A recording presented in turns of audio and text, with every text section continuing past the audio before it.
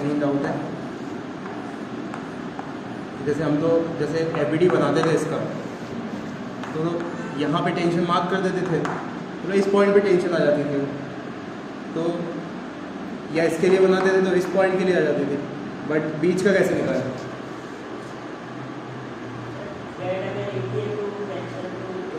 Thread अगर एक ही है तो टेंशन एक ही रहेगी थ्रेड में, ठीक है। लेकिन शायद वो क्वेश्चन मास है उसका थ्रेड का। तो अब यहाँ पे मास आ गया है। हमने जो ये बात कही थी, ये बात सीखी थी कि टेंशन बराबर होती है वो मासलेस स्प्रिंग में होती है, बट मास आ गया, ठीक है। तो इसका कुछ मान लेते हैं 2 kg इसका मास है, इसका लेट से 3 kg है, इसका 5 kg है, और यहाँ पे 100 न्यूटन का फोर्स लग रहा है। तो देखो अब क्योंकि स्प्रिंग का मास है, टेंशन सेम नहीं रहेगी। यहाँ पे कुछ और टेंशन होगी, यहाँ कुछ और टेंशन होगी, यहाँ कुछ और होगी, यहाँ कुछ और, हर जगह कुछ और। तो हम कहाँ निकालना चाहते हैं? मान लो एकदम सेंटर पे निकालना चाहते हैं, तो क्या करेंगे? हम इतने पोर्शन का एफबीडी बना लेंगे, इतने पोर्शन का।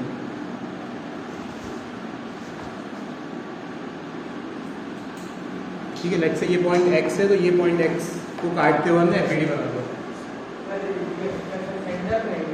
ये वाला पॉइंट, हाँ।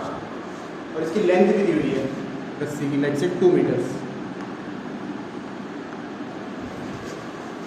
नहीं भी दी हो तो कोई फर्क नहीं पड़ता, क्योंकि आधे पे आधा ही मास होगा, हमें तो मास चाहिए उसका। तो इतने का एफबीडी बनाया। यहाँ पे जो टेंशन लग रही होगी वो टेंशन यहाँ मार्क कर ली, यही हमारा आंसर है। और नेट एक्सीलरेशन पूरे सिस्टम का कितना होगा सबसे पहले ये निकाल लिया। 100 मत किलो इसको ज़्यादा लगेगा, 200 लो, क्योंकि अदरवाइज वो रेस्ट भी आ जाए। 200 ऊपर लग रहा है, नीचे लग रहा है 3 to 5 10 kg का नीचे, 200 ऊपर 100 नीचे, तो नेट 100/10 यानी कि 10 मीटर पर सेकेंड स्क्वायर ऊपर की साइड एक्सीलरेशन। तो इतनी स्पीड में पहुँच पाओगे अभी तक? इतनी तेज़ी तो मैं कर देता हूँ। ये सिंक में आया, ये 10 कैसे आया? नेट फोर्स में, ठीक है। प्रैक्टिस करोगे तो बढ़ेगी स्पीड है। तो अब इतने पोर्शन का भी एक्सेलरेशन 10 मीटर पर सेकेंड स्क्वायर है। अब इतने का मास कितना है? ये टोटल रस्सी 2 किलो की थी, लेकिन ये आधी रस्सी है, तो ½ किलो की तो ये होगी, और ये 5 किलो का, तो ये 5.5 टोटल नीचे लग रहा है। तो 5.5 G यानी 55 न्यूटन ऊपर लग रहा है टेंशन। तो इतने पोर्शन का लिए लिख देते हैं third second law of motion. हाँ क्या? अच्छा sorry, yes good. 5.5 and 6 2 kilo है ना टोटल, 2 का आधा ही। तो T - 60 equals to mass into acceleration. Mass is 6, acceleration is 10, तो टेंशन आ गया 120। तो सबसे पहले कुछ लिखो और दिमाग में से सोचो, नेट कितना ऊपर लग रहा फोर्स पूरे सिस्टम पे?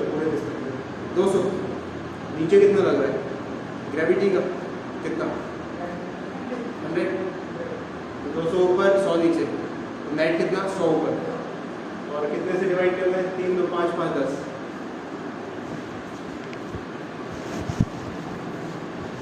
इस पॉइंट का निकालना होता तो फिर इतने पोर्शन का एफबीडी बना दो,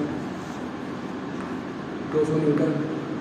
यहाँ पे कुछ टेंशन T1 कह दो, ये 3 किलो का, तो यहाँ लिख देते 200 - T1 इक्वल टू इसका मास 3 इंटू एक्सेलरेशन 30। T1 हो गया यहाँ से 170 न्यूटन।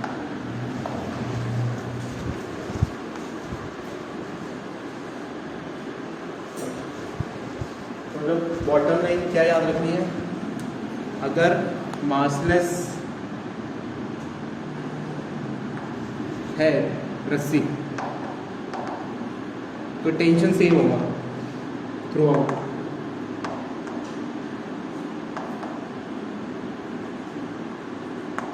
और अगर मास है रस्सी का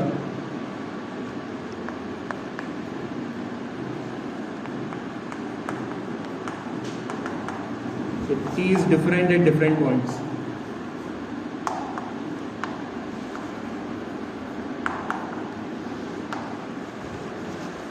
ये बात ध्यान रखना कि क्वेश्चन में जैसे ही दिया है मासलेस इनएक्सचेंजेबल स्ट्रिंग, मतलब टेंशन सेम रखनी है हर जगह।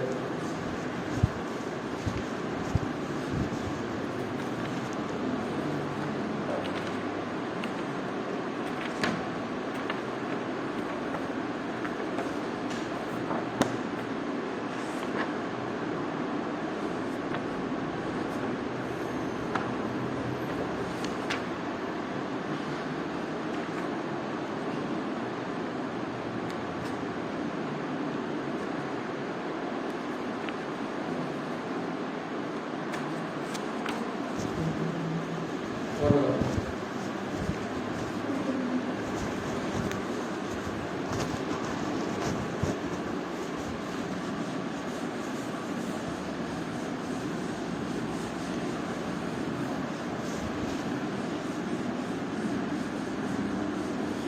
तो देखो मासलेस स्ट्रिंग में टेंशन सेम क्यों होता है थ्रू आउट, ये भी थोड़ा सा अनडाइजेस्टेबल पॉइंट है, तो उसको अपन थोड़ा इस तरीके से समझ सकते हैं।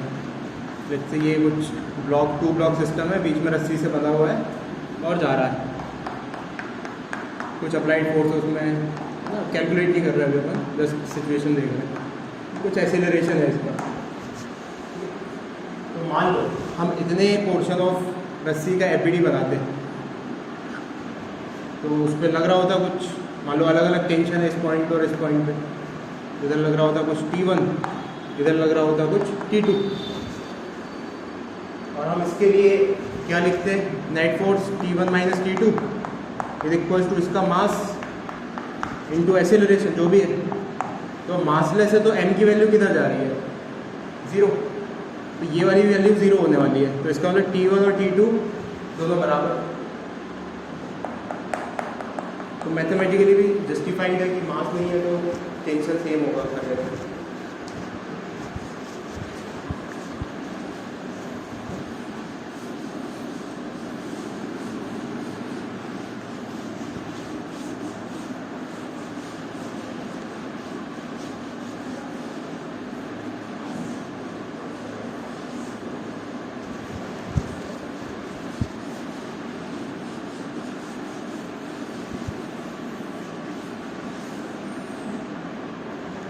तो आज नया टॉपिक शुरू करते हैं, वर्क फिजिक्स की डेफिनेशन में कुछ इस तरीके से होता है ना। रियल लाइफ डेफिनेशन से कोई मतलब नहीं है कि काम वाम कितना किया, कितने पढ़ाई करनी है, इससे कोई मतलब नहीं है। फिजिक्स की डेफिनेशन में work is defined as scalar product of force and displacement. ये मैंने अभी अल्टीमेट चीज़ लिख दी, फाइनली हमें यही याद रखनी है, इसका धीरे धीरे मतलब समझेंगे। Work is defined as interaction of force and displacement, और ये डॉट प्रोडक्ट है दो वेक्टर्स का, फोर्स और डिस्प्लेसमेंट। अच्छा ये ऐसे क्यों लिखा है, ऐसे इंटीग्रेट करके, ऐसे ही क्यों नहीं लिख दिया सिंपल F डॉट एस।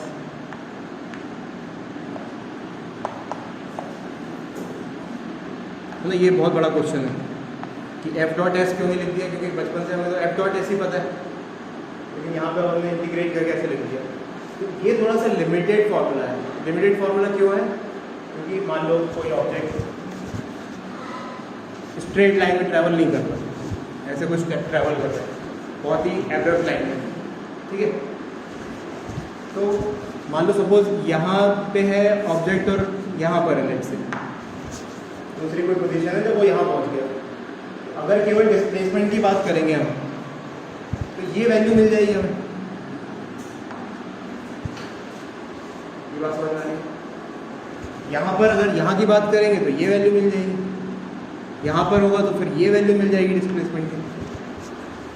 हो सकता है फोर्स चेंज हो, फोर्स की वैल्यू यहाँ पर कुछ इस डायरेक्शन में हो, यहाँ पर कुछ इस डायरेक्शन में हो, यहाँ पर कुछ इस डायरेक्शन में हो, ये बात समझ आ रही है। तो इसलिए हम एक इंटरवल में डिफाइन नहीं करते वर्क को, मतलब कि इंटरवल में डिफाइन करते बट ऐसे केवल नेट डिस्प्लेसमेंट के टर्म्स में डिफाइन नहीं करते, स्मॉल डिस्प्लेसमेंट के टर्म्स में डिफाइन करते हैं। मतलब एफ डॉट डी एस का क्या मतलब है कि मैंने बहुत ही छोटा सा लेंथ ही कंसिडर किया है डिस्प्लेसमेंट का, तो D S just D S, और वहाँ पे जो इंस्टेंटेनियस फोर्स है उस पॉइंट ऑफ टाइम पे उसके साथ उसका डॉट प्रोडक्ट ले लिया, तो इतने पोर्शन के लिए वर्क आ गया, ज़रा सा छोटा सा वर्क DW। ये कैलकुलस के सिंबल थोड़े हैवी पड़ रहे हैं, हैवी पड़ रहे हैं, समझ आ रहे हैं? तो ये F.ds का क्या मतलब है? छोटा सा वर्क जो इतने से पोर्शन में हो रहा है।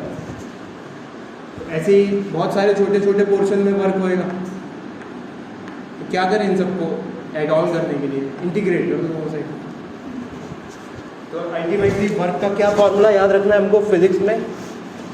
Work is F.ds। तो ये F क्या है?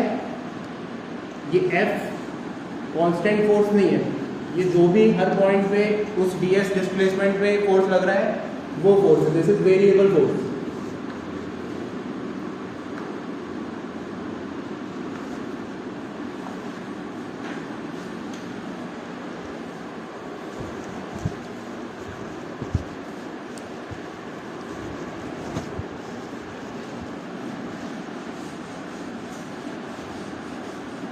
अब इस बात को अगर अपन मान लें, अब हम बहुत आसानी से देख लेंगे कि अगर फोर्स कांस्टेंट है तब क्या होगा।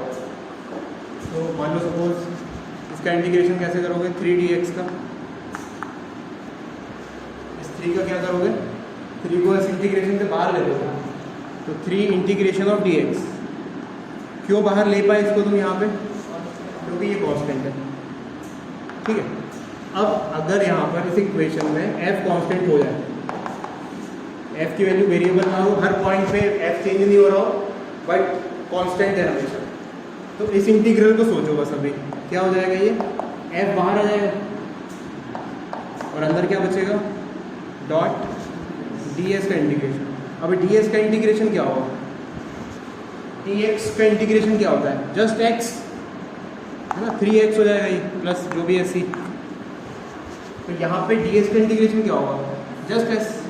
तो work done is equals to F.s। ये कब वैलिड है? जब फोर्स इज कांस्टेंट, जब फोर्स कांस्टेंट है, व्हेन फोर्स इज कांस्टेंट।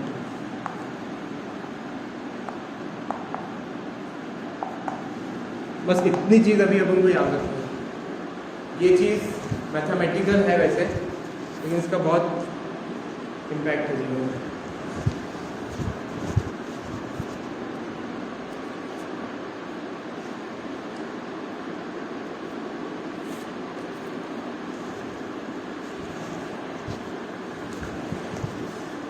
तो एक खुशी की बात यह है कि अभी हमारे सामने जितने भी फोर्सेज आएंगे ज़्यादातर वो कांस्टेंट फोर्सेज होते हैं। जैसे ग्रेविटी का फोर्स mg कांस्टेंट है, फ्रिक्शन फोर्स अगर काइनेटिक लग रहा है तो कांस्टेंट है,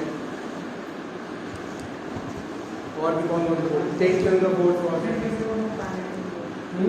काइनेटिक फ्रिक्शन, उसकी एक निश्चित वैल्यू रहती है कि अगर चल रहा है ऑब्जेक्ट, घिसट रहा है यहाँ पे, ये रफ सरफेस पे घिसट रहा है, तो फ्रिक्शन की वैल्यू कितनी होगी? Mu into normal reaction. अपनी मैक्सिमम वैल्यू पर ही ऑपरेट करेगा, और मैक्सिमम से थोड़ा सा और नीचे काइनेटिक फ्रिक्शन, तो कांस्टेंट। अगर रुक गया तो फिर कांस्टेंट नहीं। तो सबसे पहले तो क्वेश्चन में हमें ये आइडेंटिफाई करते आना चाहिए कि कांस्टेंट फोर्स है कि नहीं। अगर कांस्टेंट नहीं है तो फिर ऐसा कुछ करना पड़ेगा, और कांस्टेंट है तो फिर तो आसान काम हो जाएगा, बस डॉट प्रोडक्ट करना है। डॉट प्रोडक्ट के बारे में तो हमें पता ही है ना, ये चीज़ मुझे नहीं बतानी चाहिए, but just for the sake of completion. Force vector अगर इस तरफ है, एस वेक्टर अगर इस तरफ है, ds वेक्टर वैसे इनके बीच का एंगल थीटा है, तो वर्क क्या होगा? F.ds cos theta. ऐसे बहुत सारे होंगे, बहुत सारे ऐसे वेक्टोरिकली बनेंगे हर ऊर्जा के अंदर, इंटीग्रेशन, ये सब पता है ना। तो देखो एक question,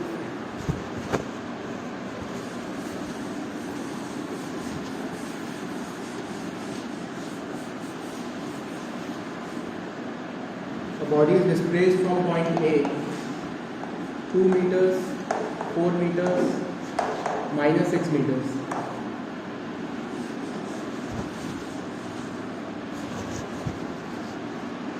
To point B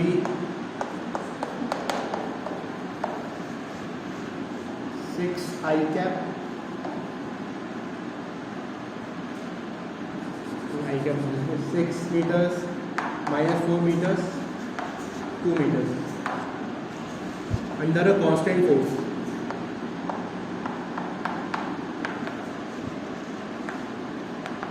to I cap plus 3 j cap minus k cap.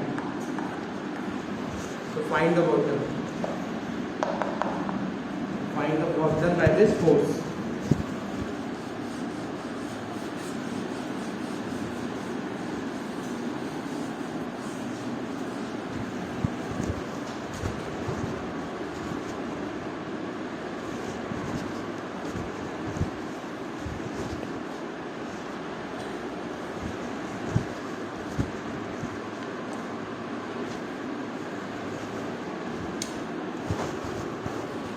तो कांस्टेंट फोर्स है, ये कैसे पता चला? देखो टाइम की कोई वेरिएबिलिटी नहीं है इसमें, कोई एक्स वाई की वेरिएबिलिटी नहीं है, तीनों चीज़ें कांस्टेंट है.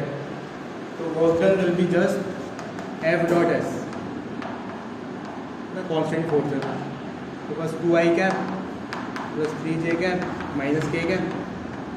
डिस्प्लेसमेंट वेक्टर कैसे लिखोगे? Final vector minus initial vector. So let's say displacement vector is s. So it will be 6 minus 2 4i cap minus 4 minus 8 j cap 2 minus minus 6 plus 8 j cap. ये उठा के यहाँ पे multiply करोगे dot 4i cap minus 8 j cap plus 8 k cap. Multiply 2 4 the 8 3 8 the 24 minus 24 not minus 24 minus 8. तो ये हो गया माइनस 32 प्लस 8 माइनस 20. अच्छा, नीडलेस टू से यूनिट क्या होगी वर्क की? जूल.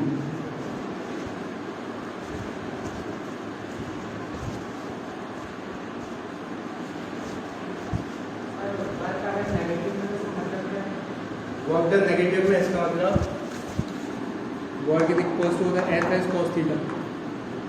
अगर ये वाली चीज़ नेगेटिव आ रही है इसका मतलब कि ये नेगेटिव है, ये नेगेटिव यानी कि थीटा दूसरे क्वाड्रेंट में. कॉस ए एस टी में कॉस नेगेटिव इस क्वाड्रेंट में. रियल वर्ल्ड में देखना चाहो कि तो ऐसा है कि फोर्स और डिस्प्लेसमेंट के बीच में जो एंगल है वो ऑब्ट्यूज है. ये रियल वर्ल्ड है. और रियल वर्ल्ड में कि खींच रहे हैं इस तरफ, चल पड़ रहा है उस तरफ, ये रियल वर्ल्ड है. जो नॉर्मली होता ही है इस तरफ अंदर लगाओ ऑब्जेक्ट उसी तरफ जाता है, लेकिन रियल वर्ल्ड में ऐसा होगा धक्का रहे हैं जिस तरफ उसके अपोजिट चल पड़ी गाड़ी. ये होता है. ऐसा हो सकता है क्या? आगे हाँ. और देखो जरूरी नहीं है कि एक ही इंसान धक्का लगा रहा हो.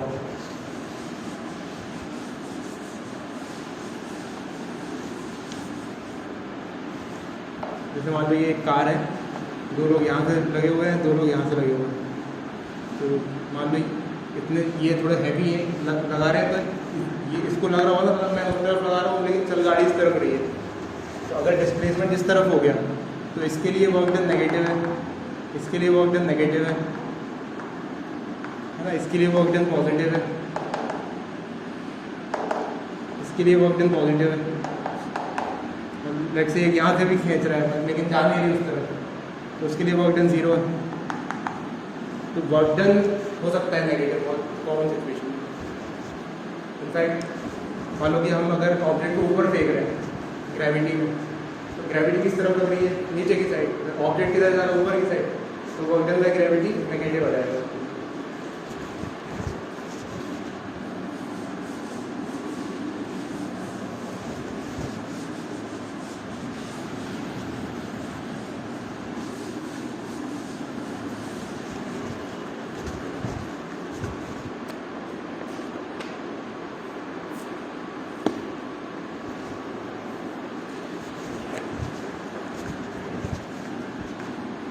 ये एक ऑब्जेक्ट है,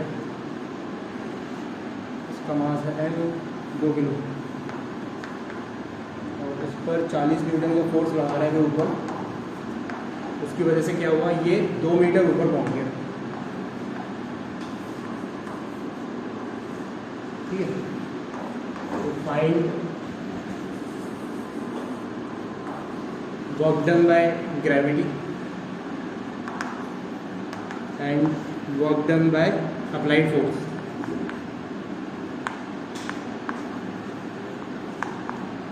work done by gravity and work done by applied force.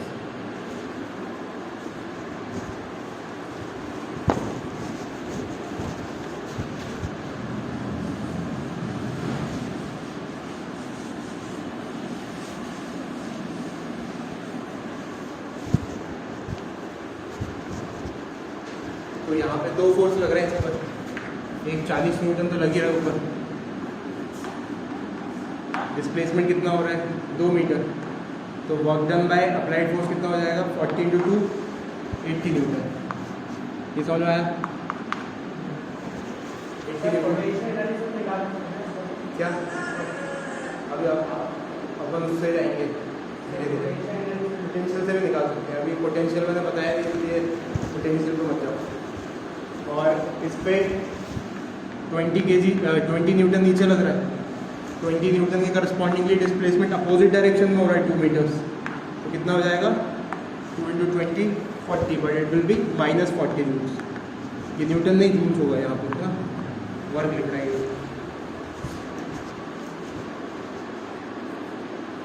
तो in fact work done by gravity potential energy से ही कनेक्टेड होता है।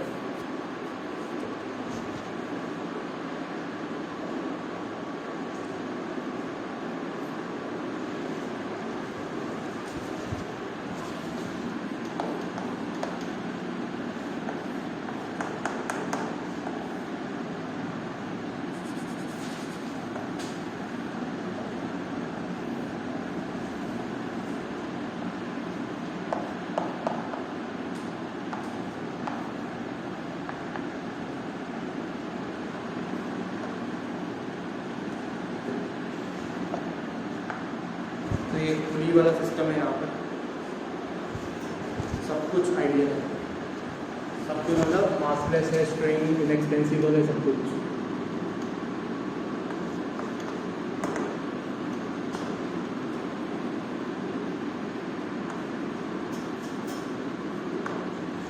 The system is released from rest.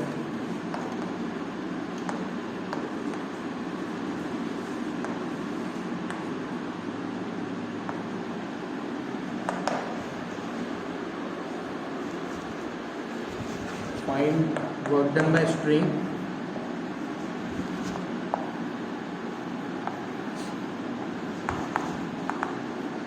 on both the blocks.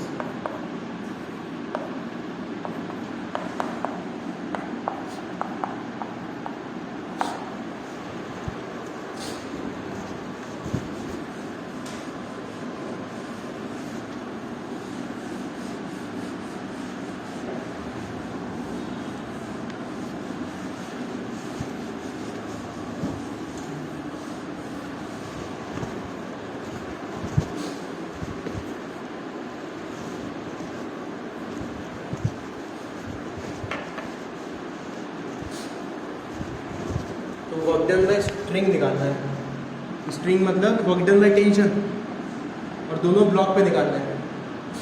तो इस ब्लॉक पर और इस ब्लॉक पर दोनों पर टेंशन लग रही है। तो 1 सेकेंड में सबसे पहले तो डिस्प्लेसमेंट देख लेते हैं कितना ऊपर जाएगा। ठीक है, तो डिस्प्लेसमेंट निकालने के लिए क्या चाहिए रहेगा, एक्सीलरेशन, क्योंकि displacement is nothing but straight line motion होगा ut + half at²। Initially rest से स्टार्ट हो रहा है तो 0।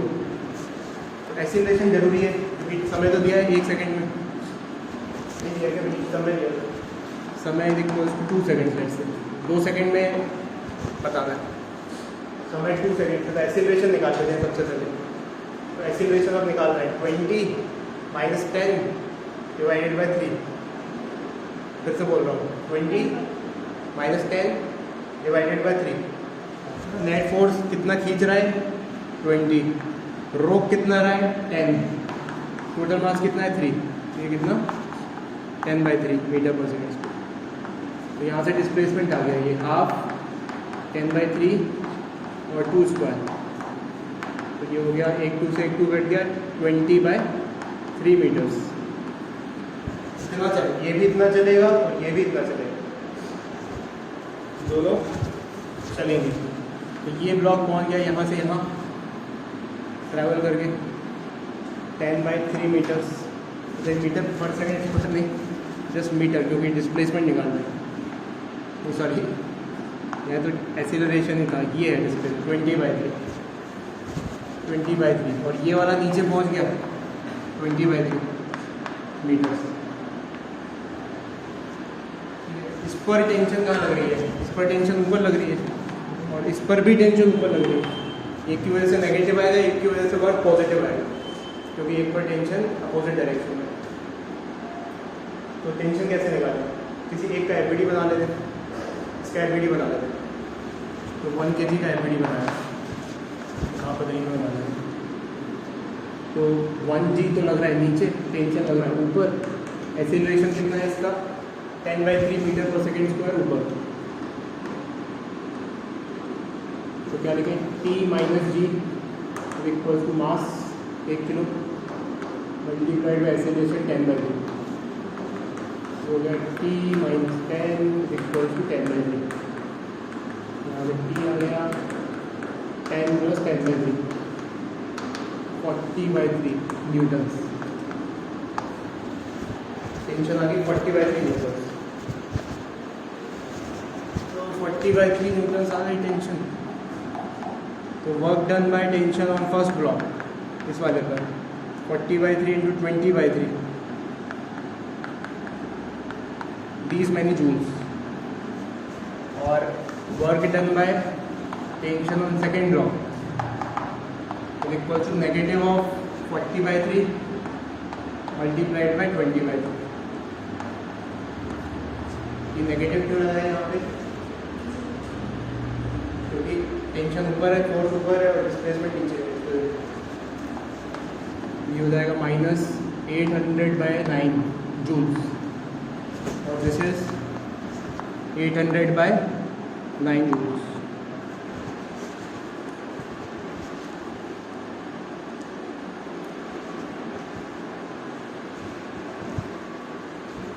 यहाँ पे देखने को तुम्हें एक मिल रहा होगा कि जितना ये प्लस में आया है उतना ही ये नेगेटिव में आया है।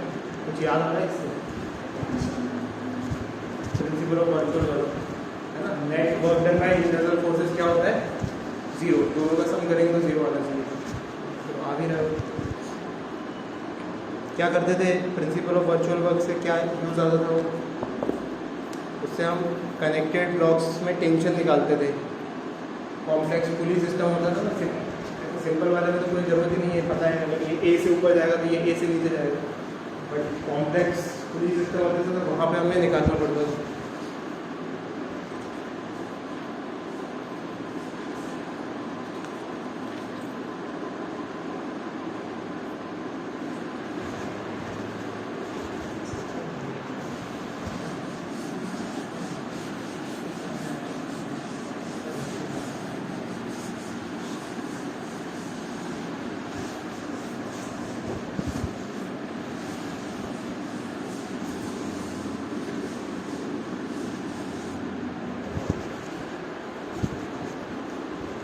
क्वेश्चन देखो, force F is equals to 2 + x।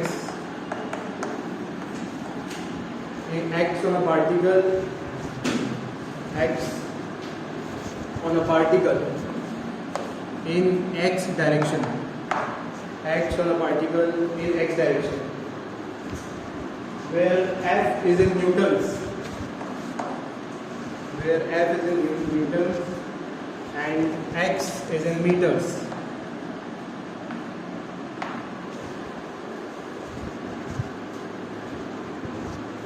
So find work done by this force, find work done by this force from for a displacement from x is equals to 1 meters to x is equals to 2 meters। x equals to 1 meter से x equal to 2 meter। Work done by force during the displacement from x equals to 1 meter से लेके x is equals to 2 meters।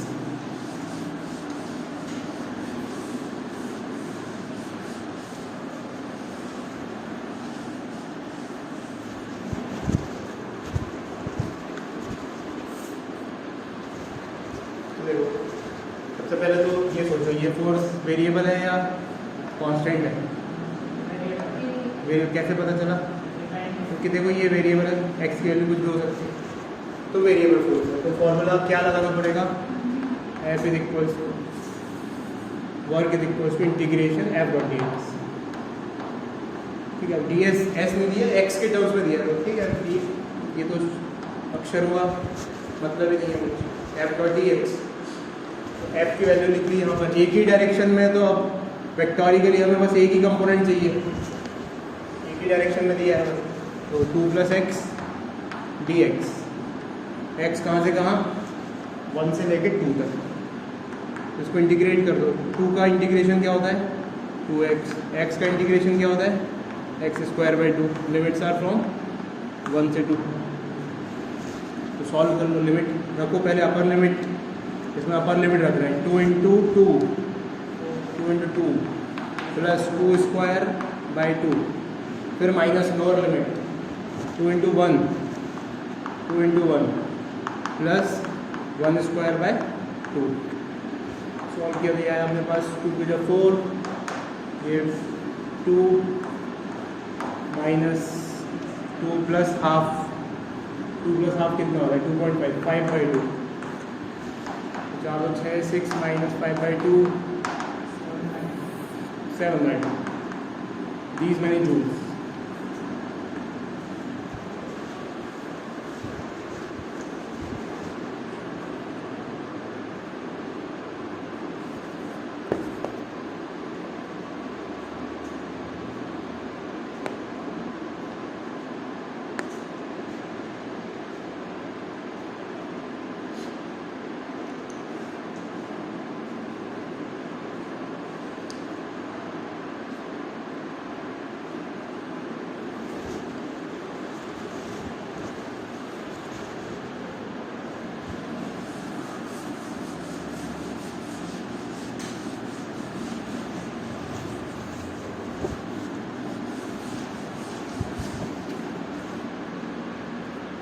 Next question लिखो, F is equals to -k/x²,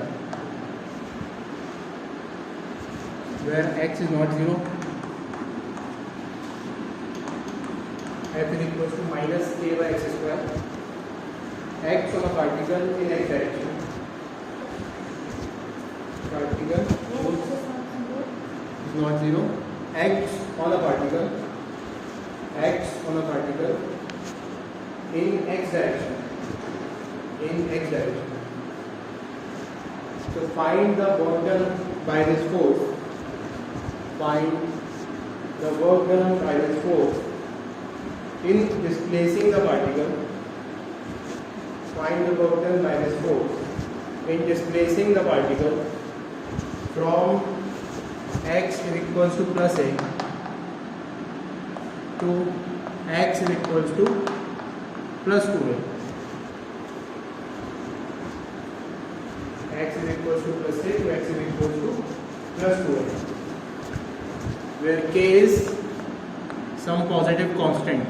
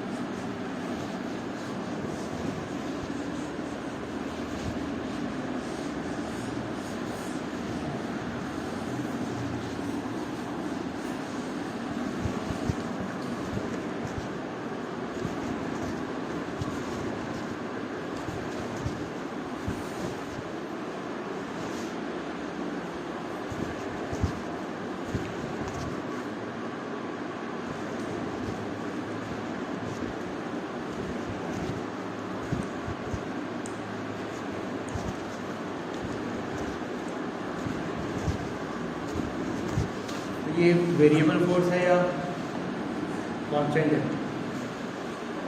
variable है, तो variable आ गया, तो work done is equals to integration of F dot D X. एक ही डायरेक्शन में तो एफ डी एक्स लिख सकते हैं। एफ इज -k/x², dx, कहाँ से कहाँ लिमिट, a से 2a तक, तो सॉल्व कर लो इसको। ये हो गया minus X to the power minus 2 dx integration a से 2a, so it is minus X की power minus 2 plus 1 upon minus 2 plus 1, limits are from a से लेके 2a तक। हो गया माइनस एक्स की power minus 1 upon minus 1,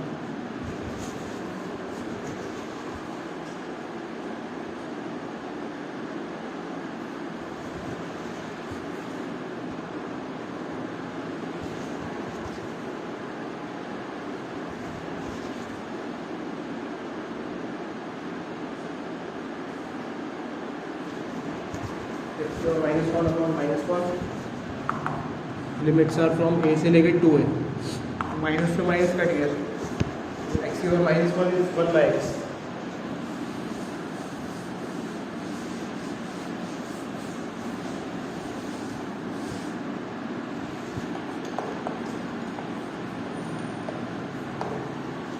solve करेंगे तो जाएगा 1 upon 2a minus 1 upon a, that is minus 1 upon 2a, these many joules, यही आंसर है।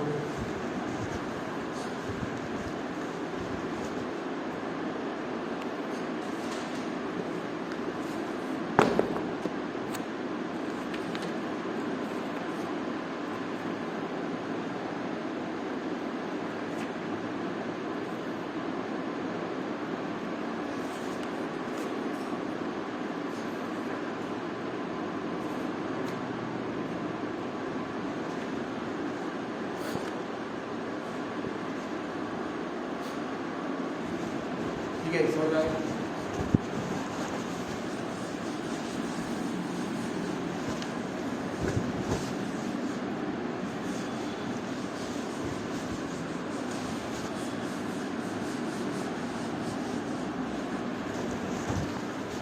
तो क्या पढ़ा हमने आज की क्लास में कुछ मिला के, गौर के देखो उसको integration of F dot D S, दोनों वेक्टर्स हैं।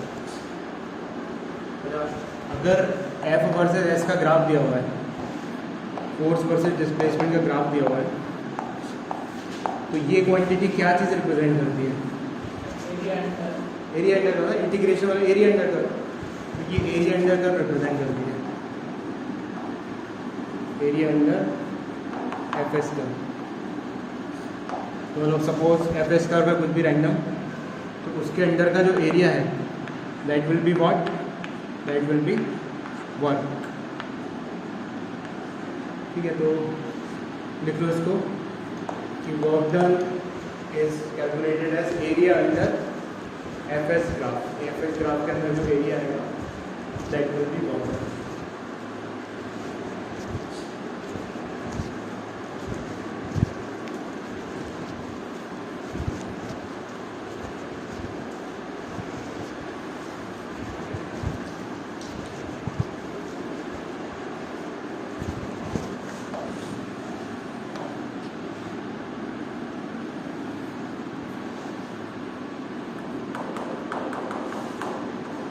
मतलब फोर्स वर्सेस डिस्प्लेसमेंट का ग्राफ कुछ ऐसा है। ठीक है, तो ये वाला पोर्शन एक्स एक्सिस के नीचे है, ये वाला एरिया, और ये वाला एरिया एक्स एक्सिस के ऊपर है। इसका क्या मतलब है कि वर्क डन इतने एरिया का तो नेगेटिव आएगा। अगर एक्स एक्सिस के नीचे एरिया कैलकुलेट कर रहे हैं तो वो नेगेटिव वर्क डन होगा, और ऊपर है एक्स एक्सिस के ऊपर तो पॉजिटिव वर्क डन। सी बात याद है, क्योंकि अब कैलकुलेट मान लो कि अगर ये ट्राइंगल होता ऐसा कुछ, तो हम half into base into height कर देते, तो साथ में याद रखते हैं नेगेटिव भी लगाता है उसके आगे। ठीक है, अगर मैथमेटिकली इंटीग्रेट करके नहीं कर रहे हैं, ऐसे नॉर्मल ऑब्जर्वेशन से एरिया कैलकुलेट कर रहे हैं, तो ध्यान रखना है कि एक्स एक्सिस के नीचे है तो नेगेटिव भी लगाना है। तो जैसे एक एग्जाम्पल आ रहा है तुम्हारे सामने,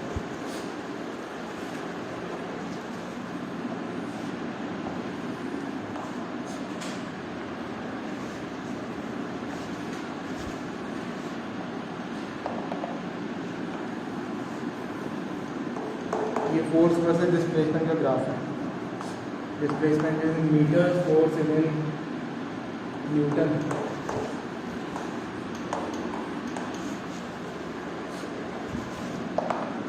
इसकी वैल्यू -10, इसकी वैल्यू 10, ये 2 मीटर्स, ये -2 मीटर्स। डिस्प्लेसमेंट नेगेटिव भी है इस सिचुएशन में।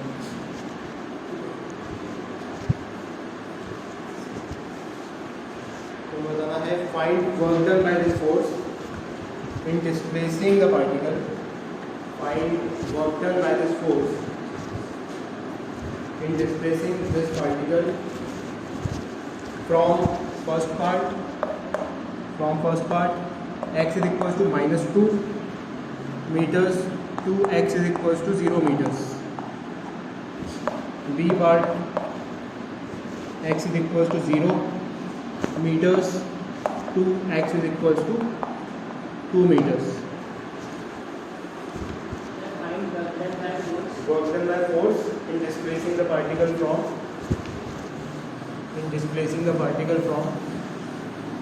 x is equals to -2 meter to x equal to 0 meter and x equal to 0 से x equals to 2 meters.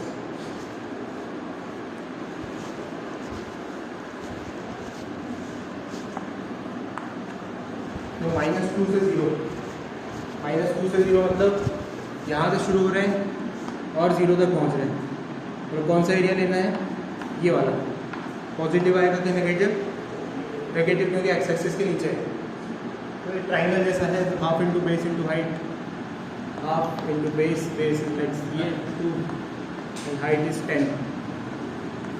कितना हो गया? 10। तो आंसर क्या होगा इसका? -10 यूनिट्स। दूसरे में भी वही एरिया, इसका आंसर क्या होगा? +10 जूल्स।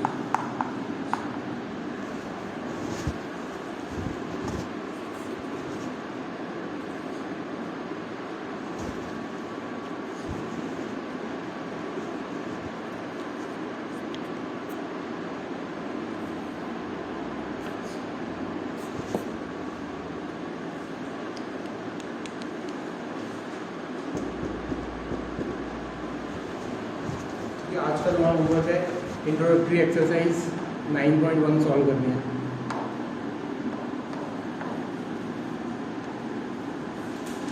ठीक है, इतना जो भी हमने पढ़ा ये एकदम वर्क की डेफिनेशन और एनर्जी पे अपन आई नहीं है।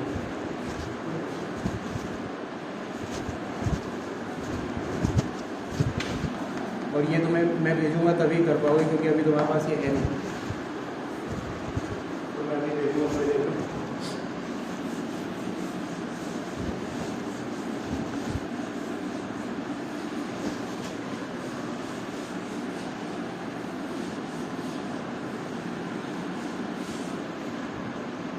नेक्स्ट एक थ्योरेटिकल टॉपिक देखते हैं अपन। 2 टाइप के फोर्सेस होते हैं, कंजर्वेटिव और नॉन कंजर्वेटिव फोर्सेस।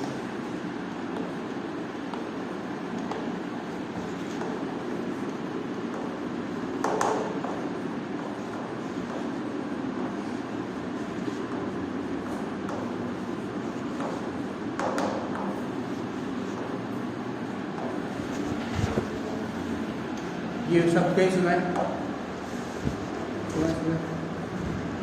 क्या क्या जानते हो इसका?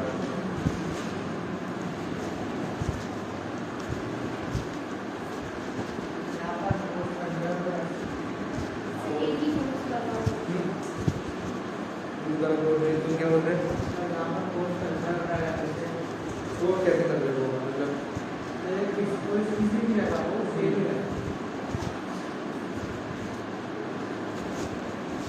बात तो तुम्हारी भी गलत रहेगी। अच्छा लगा मुझे। और कोई thought? Conservation of animals, conservation of forest. देखो असल में क्या होता है, इसको तो वैसे याद रखो। कंजर्वेशन ऑफ फोर्स थोड़ा सा मिसलीडिंग वर्ड है, क्योंकि कंजर्व एनर्जी होती है। फोर्स क्या कंजर्व होगी? जैसे अपन ने कहीं रखा हो तो कहाँ गया फोर्स नहीं गया, एनर्जी कंजर्व हुई तो कन्वर्ट हो गया। तो अगर कुछ टाइप की एनर्जी कंजर्व हो जाती है तो कंजर्व वर्ड भले ये फोर्स है, मतलब कंजर्वेटिव या नॉन कंजर्वेटिव फोर्स है, बट इसकी डेफिनेशन में एनर्जी कंजर्व हो रही है। तो अगर एनर्जी को कंजर्व करा लेता है ये वो वाला फोर्स कहलाता है कंजर्वेटिव फोर्स। कितना याद रखो। और non conservative force is dissipative force. Dissipative मतलब एनर्जी का लॉस हो जाएगा।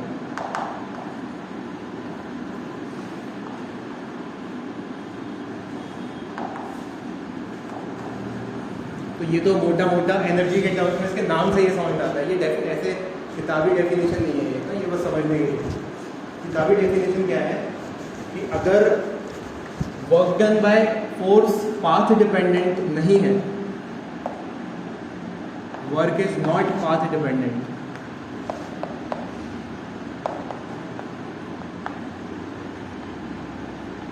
तो वो वाला फोर्स कंजर्वेटिव फोर्स है। ये किसके वर्क की बात कर रहे हैं? कंजर्वेटिव फोर्स की वजह से जो वर्क है वो पाथ पर डिपेंड नहीं करता है। कहने का मतलब कि अगर डिस्प्लेसमेंट यहाँ से यहाँ हो रहा है तो लेट्स से कोई ऐसा तरीके से डिस्प्लेस हो जाए, या दूसरे सिचुएशन में ऐसे तरीके से डिस्प्लेस हो जाए, तीसरी सिचुएशन में कुछ इस तरीके से डिस्प्लेस हो जाए, ठीक है। तो वर्क डन चाहे इस तरीके से, चाहे इस तरीके से, चाहे इस तरीके से, बराबर ही आएगा। ये बात समझ में आ रही है? ये याद रखना है। और इस केस में क्या होगा कि work done is path dependent, work is path dependent.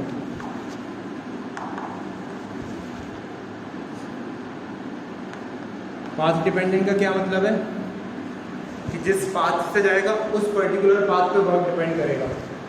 मान लो डिस्प्लेसमेंट यहाँ से यहाँ हो गया, let's say this is path 1, work done bye 1, this is path 2, work done bye 2, this is path 3, work done bye 3।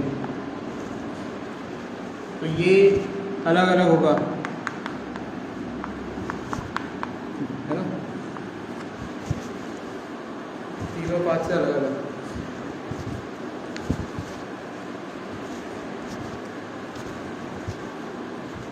तीन के अलावा ऐसा चौथा पाथ भी हो सकता है सब, जरूरी नहीं हर बार तीन ही पाथ हो। तो कुल मिला के मोटी बात क्या है, वर्क डन अगर पाथ डिपेंडेंट नहीं है तो कंजर्वेटिव फोर्स, और पाथ डिपेंडेंट है तो कंजर्वेटिव फोर्स नहीं है, वो नॉन कंजर्वेटिव। तो ये तो हो गई डेफिनेशन की बात है ना, दिस इज व्हाट किताब में। लेकिन ये भी कोई फायदा की नहीं है, इसका मैथमेटिकल मतलब क्या है ये समझना है हमें, इम्पॉर्टेंट है। तो काम की बात समझते हैं।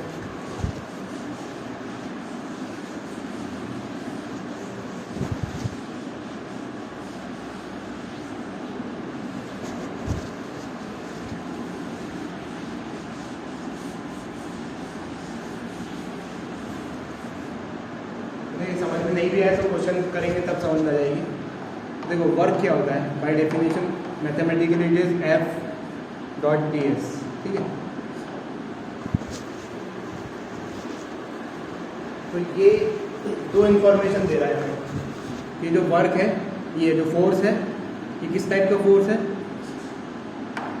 मतलब क्या चीज़ है ये फोर्स है, मतलब कि कितना धक्का लग रहा है उस पर, कितना हम एफर्ट लगा रहे हैं उसमें।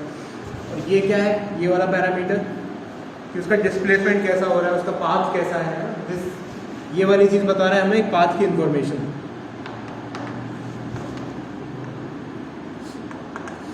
और ये एफर्ट की इंफॉर्मेशन। तो कंजर्वेटिव फोर्स में हम क्या चाहते हैं, ये वर्क डन पाथ पर डिपेंड नहीं करे, कि अगर हमें पाथ की इंफॉर्मेशन नहीं भी पता हो, बस एंड पॉइंट्स पता हो, तो भी हम निकाल देंगे वर्क डन। तो जैसे हम यहाँ पे कैलकुलेट करने गए, अब इसको मैथमेटिक्स की तरह मत लो, बस ये समझो कि ये तो एफर्ट है और ये एक ऐसी चीज़ है जो पाथ को डिनोट कर रही है। और हमने इसका फाइनल पॉइंट से इनिशियल पॉइंट जैसे यहाँ पे बनाया था ना, ये S1 ये S2, तो ये वाली इंफॉर्मेशन हमें चाहिए ही नहीं इसके लिए, हमें तो बस एंड पॉइंट चाहिए। जो समझ आ रही है, क्योंकि यहाँ से इस तरीके से जाए चाहे इस तरीके से जाए, इस सिचुएशन में तो वर्क बराबर ही आता है।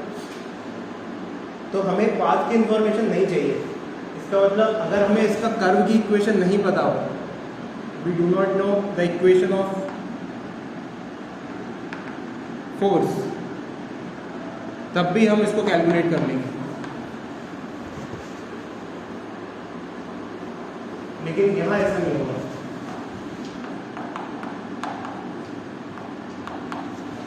इसको कैलकुलेट नहीं कर पाएंगे।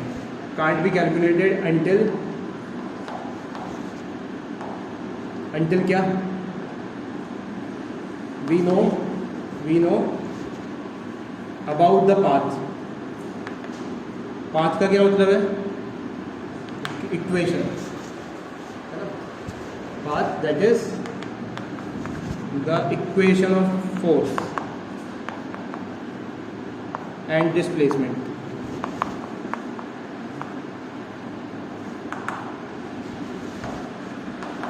ये चीज़ याद रखनी है इम्पोर्टेंटली।